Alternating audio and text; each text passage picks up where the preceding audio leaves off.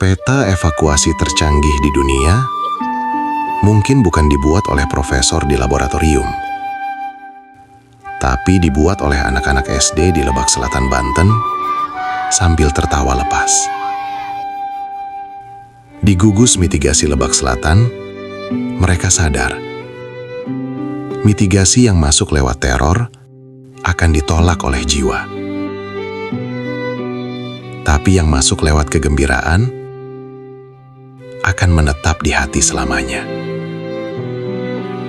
Inilah mitigasi rasa.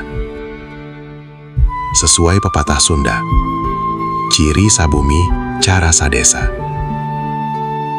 Cara selamat harus tumbuh dari kebiasaan lokal, bukan instruksi asing yang menakutkan. Saat sirena alam berbunyi, anak-anak ini tidak akan lari karena takut mati. Mereka lari karena ingat permainan seru menuju bukit.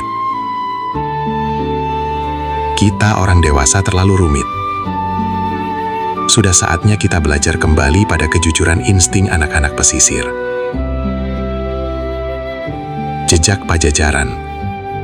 Selanjutnya, bagaimana kalau rumah yang menyelamatkanmu bukan bangker beton,